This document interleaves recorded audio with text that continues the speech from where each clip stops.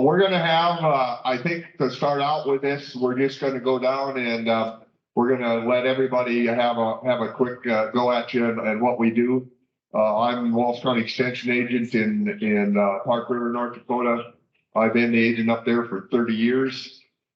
We got involved in cover crops and soil health about 2010. So we've been doing it a while. I'm one of what we call the Walsh County Soil Health Team. We have a 4-year conservation sugar beet demonstration project through General Mills, and I think we're running on to our final year of that project. So a lot of my experience is coming from the sugar beet end of the world and east of Park River. So that is what I do. I also I'm going to give a shout out to my land judges. Walsh County is the 6th place land judging team in the nation. We had the 5th high individual and we had the 8th high individual in national contest this summer in Oklahoma. So I'm really proud of those young people. So I'm George Herman. We've been strip tilling for 10 years. Everyone knows wind erosion is probably a huge problem. When you get those day or two, that's just dark out. And you don't have to worry about your strip till fields. They will not blow. We had very good corn in the 21 drought. It wasn't our best, but it was very good.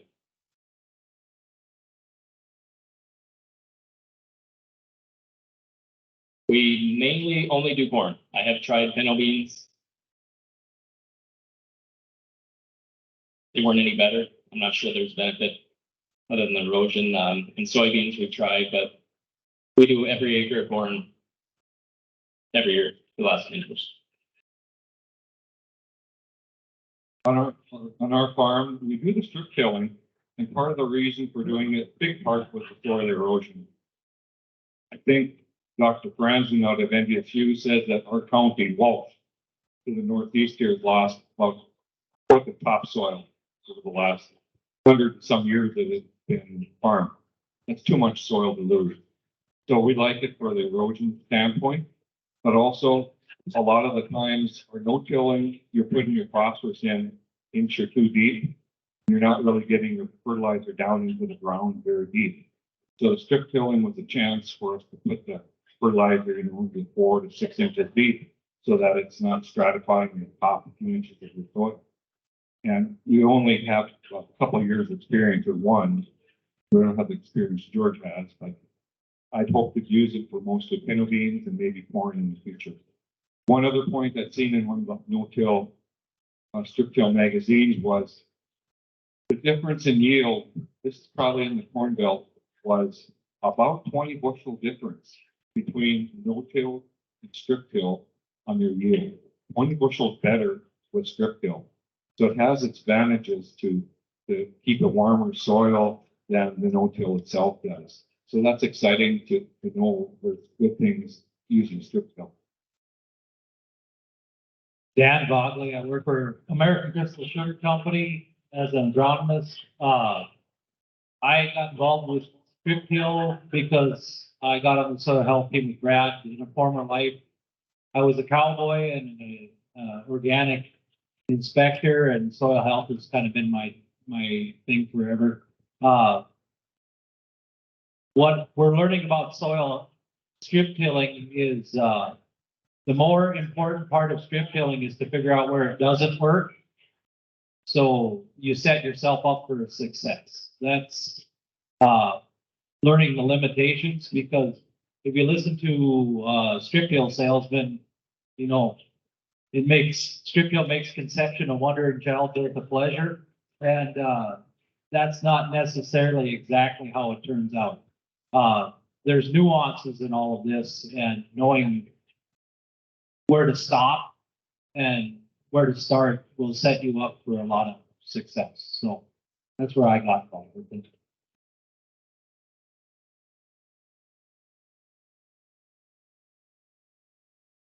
Okay, I guess I'm gonna start out here, really briefly, and ask a couple questions, or if you want to pitch in, if you have some questions for us, go ahead. If not, I'll ask some questions of our panelists. Could you tell us what your strip and till machines are, what make they are, and why you are using that particular brand?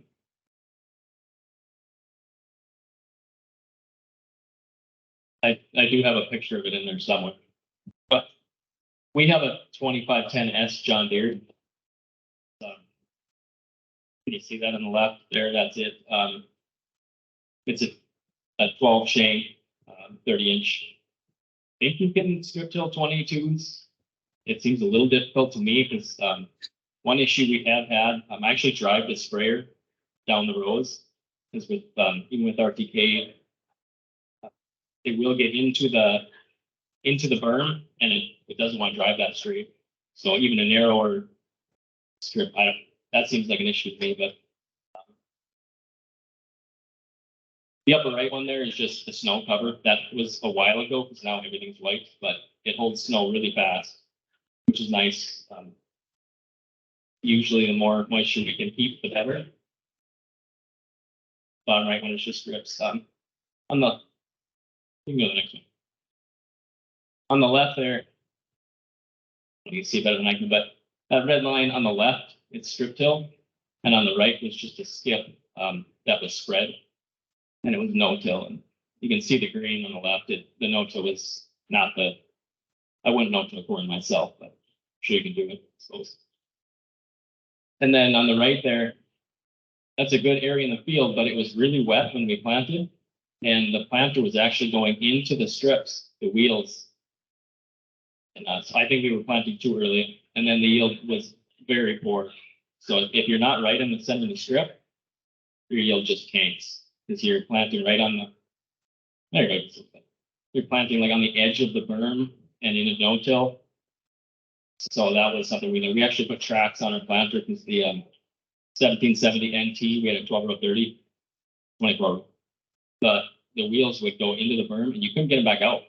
So once they got in there, the planter would actually just track to the side.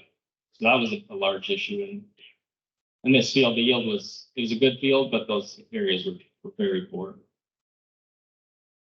But yeah, so we have the Deere unit. It's a little older. I do not know much about other units. You don't see them a lot around here. The strip tiller I use is called an Orthman one stripper. It's a 12-row 22-inch unit.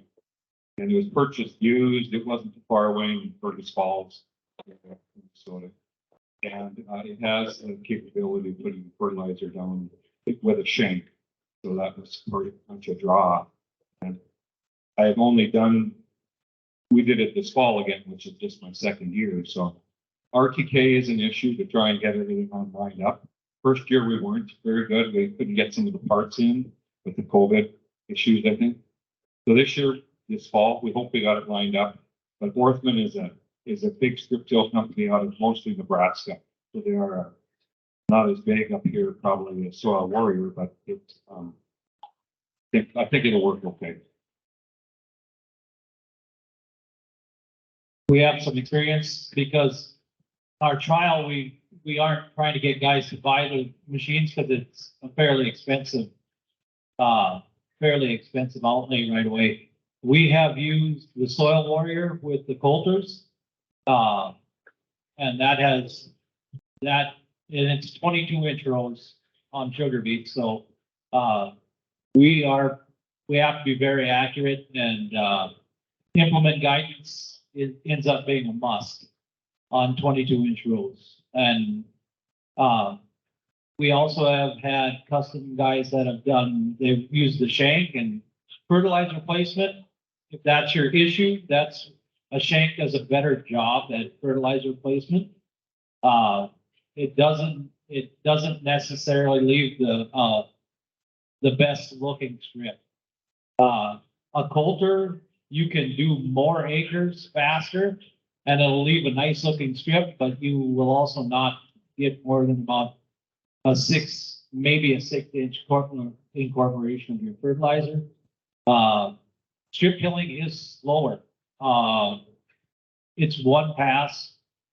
We have, in our first year, it was so dry, we did 2 passes, and 40 acres took a long time on that. So, but they were beautiful strips. And in the spring, when it came around, I don't think we didn't see any difference between the germination or anything on a 1 pass or 2 pass system. But you have to decide what you're after. If you can place your fertilizer, and if you're really worried about fertilizer placement, well, then a shank would probably be the best for you. And they're built a little heavier, they'll go a little slower. Or if you're just out there and you can get by with a little less, basically nitrogen, you can get everything down in 1 pass, then a coulter would work good. And the one that has the shank, that was kind of a shop built. It wasn't a shop built, but it came together from a guy down by Wapaton. No till for you, and he does a great job. There are all sorts of them out there. Oh, I think the key here is there's a lot of different options here. But if I can hammer home one thing that Dan said, you can't have any sway in that machine. It's got to run up straight and down the rows. We've had guys that actually had some strip till put in, and there was some sway in there, and they couldn't line things up, and that was not a good experience. And I'm afraid we may have turned off a couple people simply because of the sway in the piece of equipment they were using did not set up with their planters, and it's unfortunate. But if you don't have that, nice straight clean row, you're probably going to say this is a failure. I think it's not a failure. It failed, but it failed for a reason. So we need to do it right, or you're gonna be disappointed. That's my point with equipment. There's a lot of good equipment out there, but just make sure there isn't any sway, and you're running. You've got guidance system. You're running them straight. It's also not a magic bullet. Strip till is, you still need a good seed to soil contact. You still need to follow good agronomic principles. It's just you're not working up in between. So you can't just do 1 pass and it looks crappy and say that's good enough. You may have to freshen it in the spring. You may have to. We've had guys that'll run over it with in the spring with something to try and dry it out because they're panicking because everybody else is going. And everyone to a T has said, I wish I would have just waited a couple days and it would have sorted itself out. But they're still strips. They still did well. They still did their job, which was in our country is to cut down on wind erosion because Walsh County blows all over the place most of the time in the spring. It just is the way the soil is. One of the other things with strip till, you're going to do it in the fall because in the spring it's going to get wet and it's not going to work very well for you. And as a part of Dan's commented, we are trying to hand off the erosion capital of North Dakota to some other county. That's why we're doing this. When do you guys do your strips? We've only done fall. We've never done spring.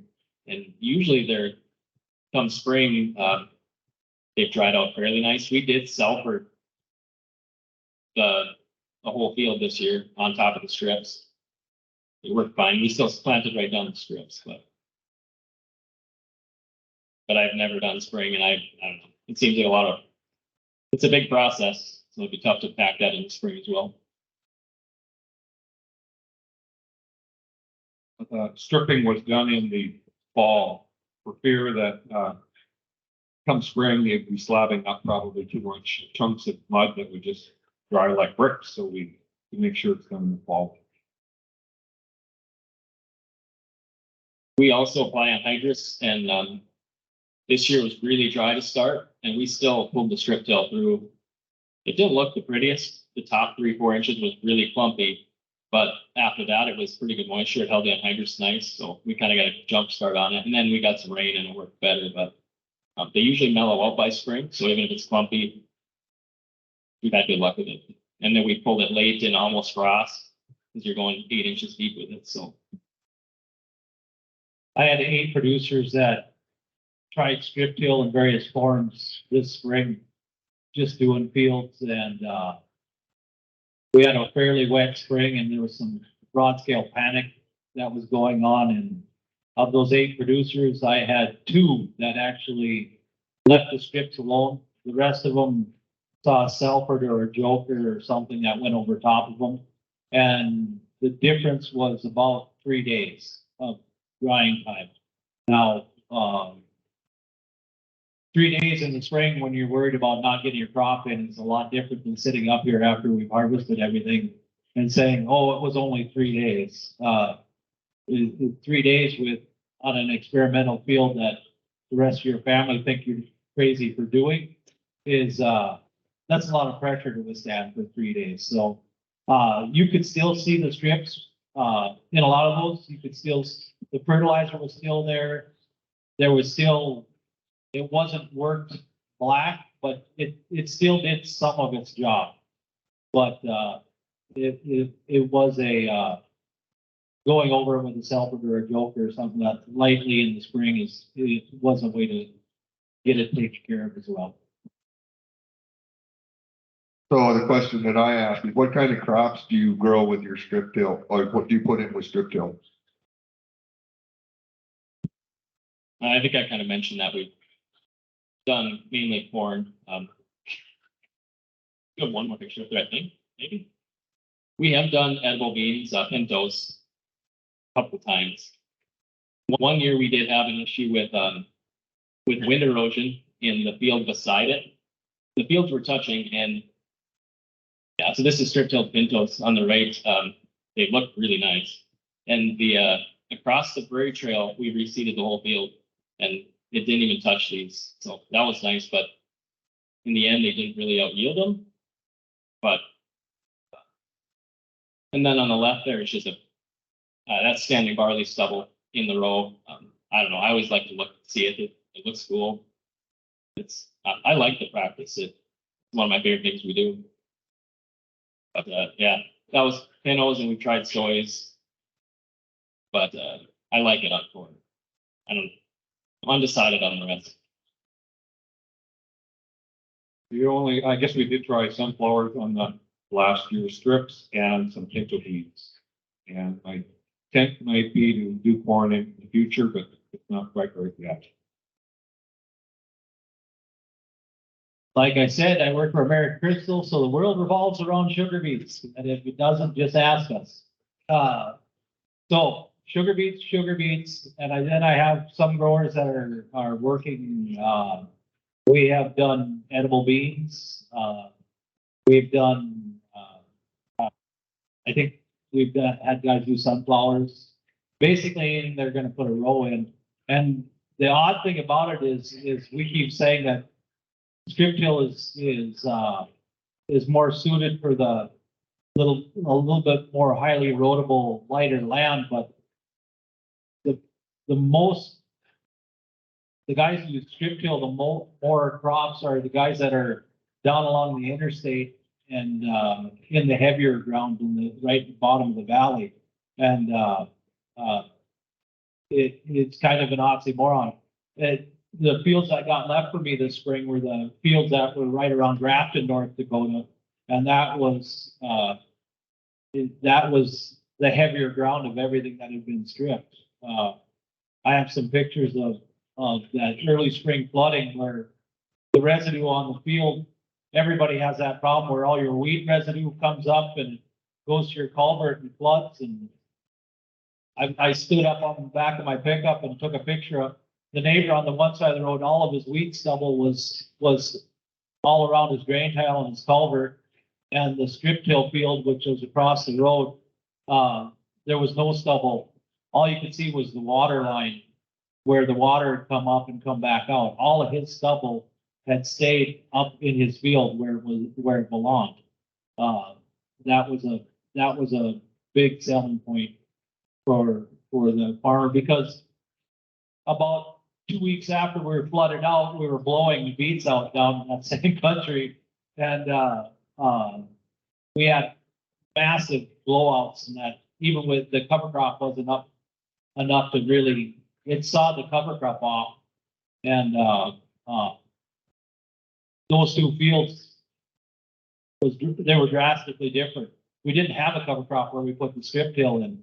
And, though it was the first time in many, many years that Stanley's didn't blow. And that was, that farmer was ecstatic, and he didn't have to go through the expense of putting in, we call it cover crop, but really it's a nurse crop, putting down wheat or barley or whatever's cheap.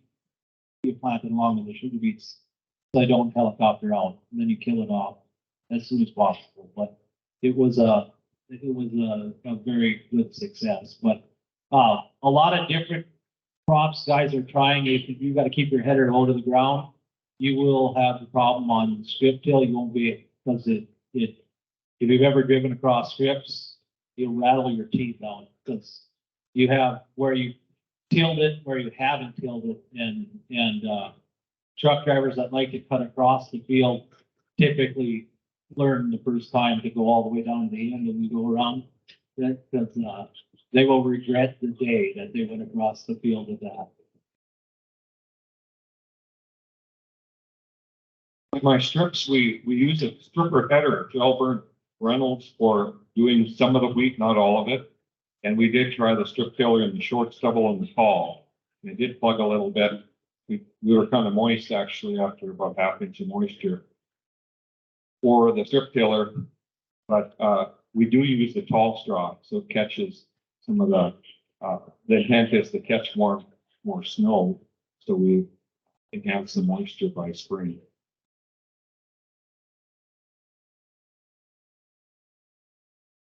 There any other questions?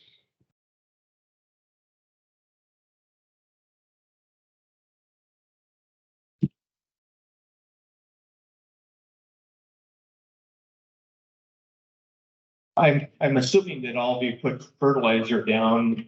Do you put all of your fertilizer, just your nitrogen? Do you put phosphorus and potassium down in the fall as well? Or, you know, do you offset the fertilizer, or is it right down the middle?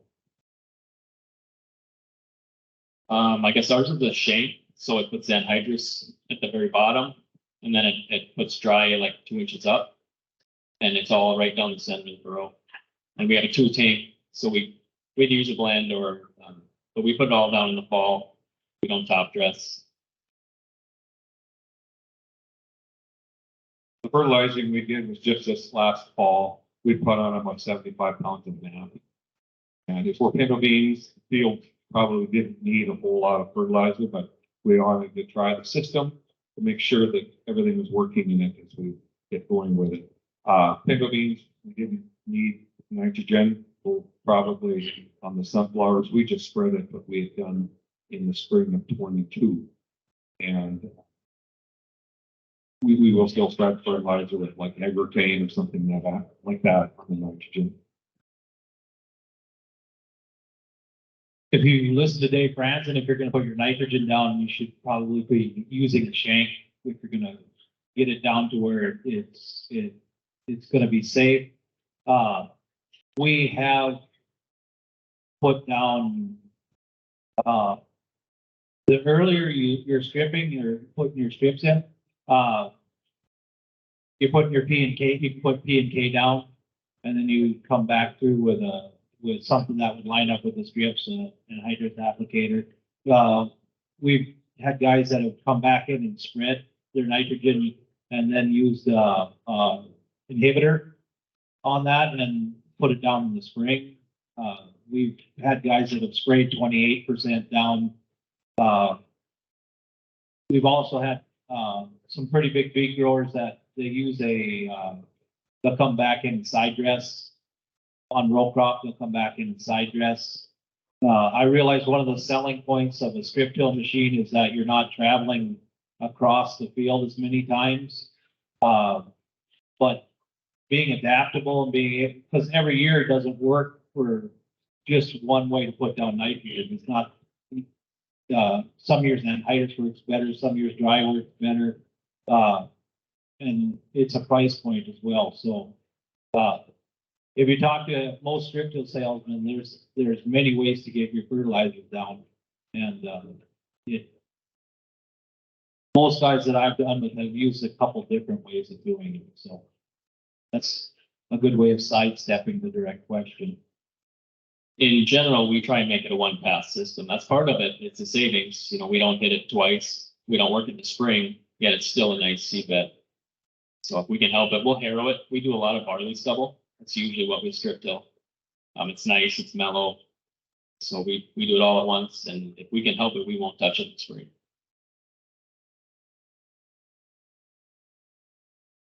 I think one of the things you have to remember with strip till, some of the benefits of strip till is you reduce your tillage passes, especially in sugar beets.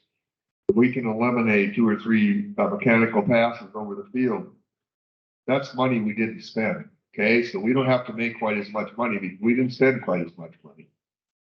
So those are some things to keep in mind. Question I would ask our producers is, have you noticed any difference in your weed control? I haven't really. No, I don't think we did change anything. No, same program. You got a little tillage and you got a little no-till, so we don't seem to see more weeds in the no-till. We haven't changed that. The strip till, I guess you've only done it 2 years or 1 full year. I can't say I've seen any difference in the strip tilling part as far as the weeds go, but I know on my no-till, we did not do a burn down the fall before on some fields, and the winter annuals probably had 6 weeks of growth, and we couldn't stop some of them in the sunflowers. So that is a concern to probably get a burn down done, because they can't accept what happened this last spring in some spots of the field. We had, because you're not using tillage to suppress the weeds in the spring, we had kochia that took off and went crazy. Because we actually probably should have stopped or had somebody come and spray that, because planting got so stretched out, nobody wants to quit planting to start spraying, but for just 1 field or 2 fields. But kochia was an issue for us. You will be looking at doing something where you can control the weeds beforehand, or be scouting those fields earlier, because in the strips it's still growing.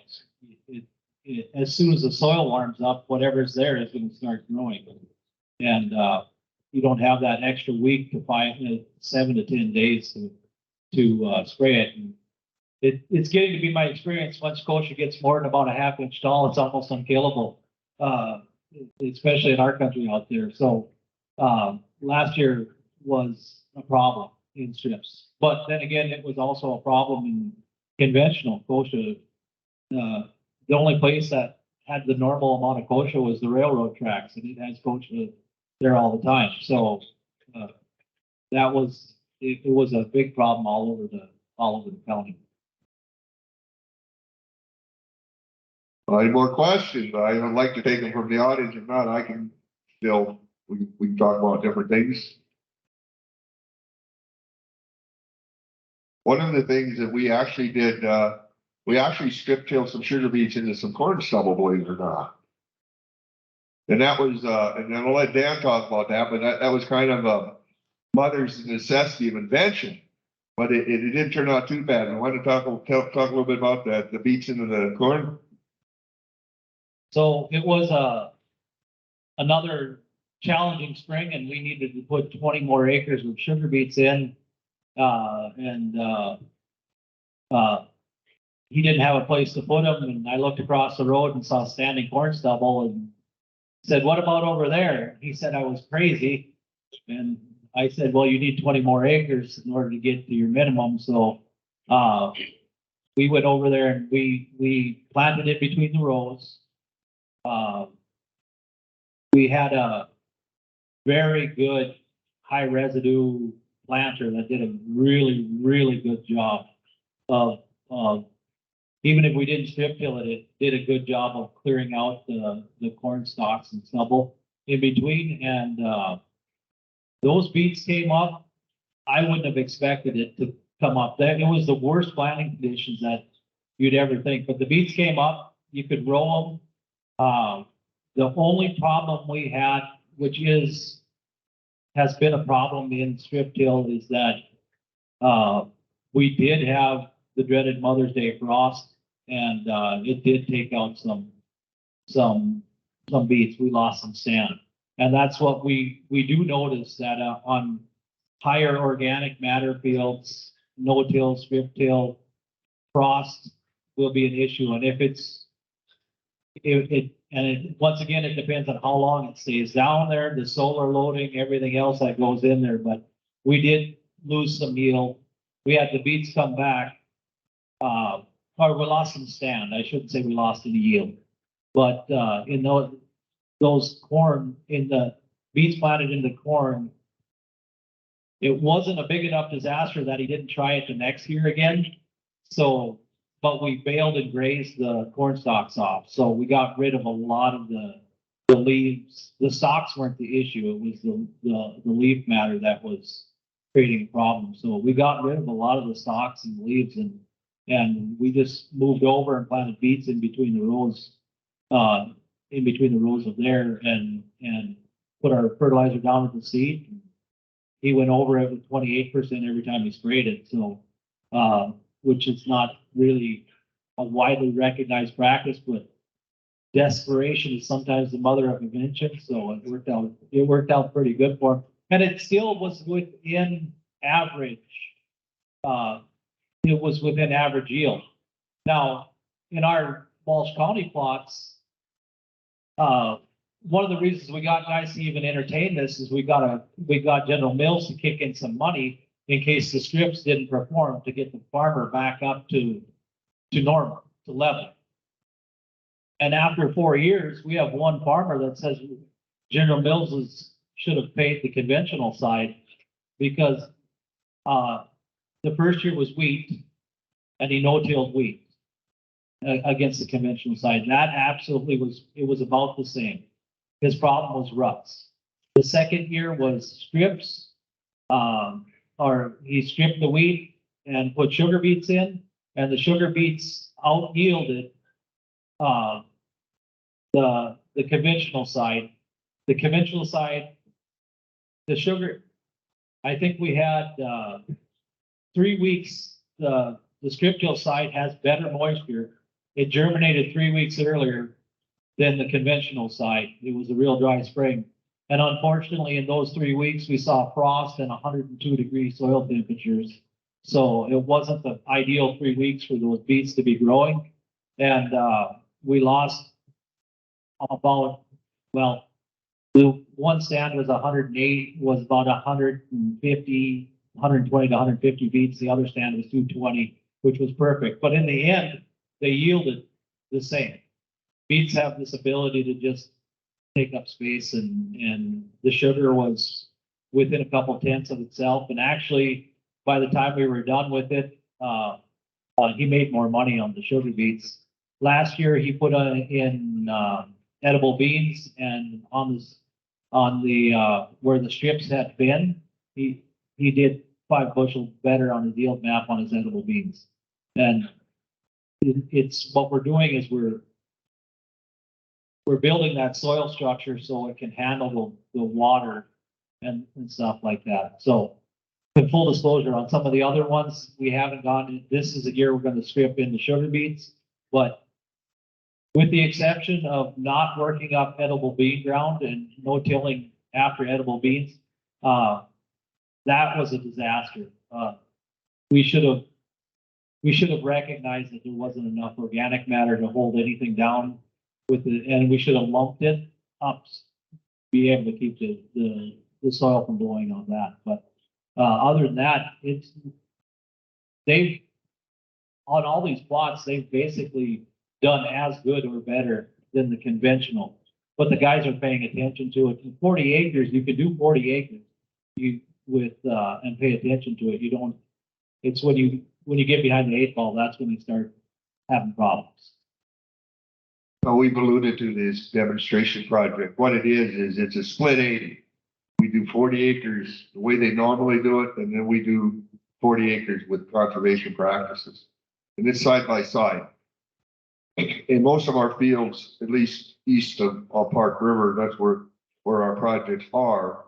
They're very, what I would call very homozygous type pieces of land. So 40 acres over here is gonna, unless you got some salt or water issues, you're gonna be pretty much the same as 40 acres over here. So you can stand, you can sit from the road and you can see the line where that strip till was and where it wasn't, or where the practices are. We have a field day every July, and we intend to have another one. And I think we're gonna be shooting for the second week of July. I don't know about you, but I learn a lot better if you show me instead of having somebody tell me, okay? I want to be out in those fields. I want to see how the plants are growing. I want to see those mist stands. I want to see what they're not telling me. And we invite you to come and see what we're not telling you, okay? And I feel real comfortable that, is this perfect? No. Or are we learning? Absolutely. We have learned so much. But the key to this whole project was that we bought off the risk for our growers. And when we first sent out the call, we couldn't get anybody to bite. Simply because we weren't flexible enough to give them some room to be innovative. And once we got over that, and once we convinced our General Mills that we needed to do that, then it all started to come along. So it's not this is not a destination, it's a journey. And we haven't gotten very far down the road, but we're starting to put a couple things together. So this is what I would suggest to anybody that wants to get into strip till, is that I would say, why don't you do 100 acres, do a quarter? But the key is, if you're gonna hire that person to do that, you hire somebody who's gonna do it right, who isn't gonna have any sway in that machine, and is not going to set you up for failure. It's really important how it's done. Jay Goditis, one of our big cooperators, he said, Brad, the worst thing we can do for these people is to get them in a strip till and get them in wrong. God, he said a mouthful there, because we have got a couple in wrong, and I'm thinking they'll be convinced for the rest of their life that this isn't working. So if you're going to hire a machine, you're going to hire a custom applicator, make sure this person does it right for you, or you're going to be disappointed. Any other questions? That does go along the same line as it's got the same risk as any other thing that you're doing on your farm. If you pull in with a high-speed disc and it's wet and you work that field wet, how many years do you suffer with that? It's a mistake, and that's what people who aren't in agriculture don't really understand, is that the mistakes you make now are the mistakes that you're going to be dealing with next year and the year after that and the year after that. I don't know how many fields I've been out to that we can't figure out why the stand is poor, why the edible beans look like they've been drowned, but we've only had 2 inches of rain over the past 10 days. It's not that big of a deal. And as soon as you stick a shovel in the ground, you can get 4 inches into the ground and it's rock hard underneath. And the water has no place to go. It super saturates in that first 4 inches of soil. And we have a problem. And that was set up because it was worked wet the fall before, or the longer you talk to the farmer, the more you'll discover that we just packed it and it got harder. Strips will help with that somewhat. But if you put a strip in wrong, you'll deal with that wrong strip for a long time. And if it's got a curve or a dog leg in it, you'll deal with that for a long time. You'll have to you'll curse the day that you did that. So getting it done right. And if you have like-minded people that are in your area, you can look at trying to get a strip till machine together. So you don't have to take all the burden on it, because I think they're up with all the bells and whistles, 250, 300 grand right now. And if I have a $300 hammer or $300,000 hammer, everything starts looking like a nail. I'll start using it wherever just to justify that I have it. So start networking with the people around, start networking with guys that are a little like-minded, and just being able to put your fingers out and network with people to try and figure out if this will work for you, if it's within driving distance.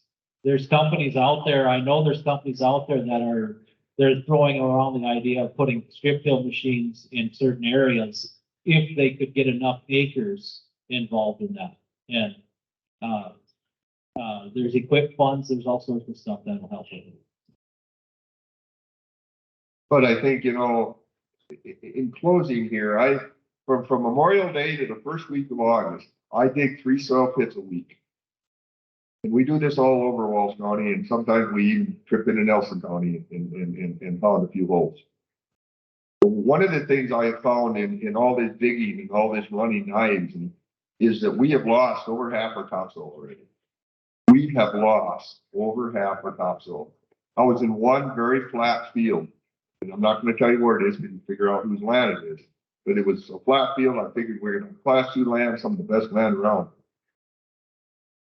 First hole I dug, I couldn't find any topsoil. We dug another one. I couldn't find any topsoil. And I found out later with the dad who was with me that that land had blown all through the 30s. It blowed all the time. It just blows and blows and blows. We have fields that do not have topsoil. Right now, we lost half our topsoil in just about every hole I care to dig. Some of the least amounts of loss I have found, maybe 20-25%, and that usually tends to be in the bottom. But we are losing topsoil. You don't have to do no-till. Put some trees up, leave the trees up, leave some cover. There's so many ways to go down this road. You don't have to be a strip tiller. There's just little different things you can do to save that land. We can't continue to lose this. I don't want to be looking at my grandchildren and explain why I let the topsoil get away. No, I don't. It's a passion. Okay, this plot of why I'm still doing my job. I really care about what's happening. I hope that you can find something useful to help you. Any other closing thoughts? Go ahead.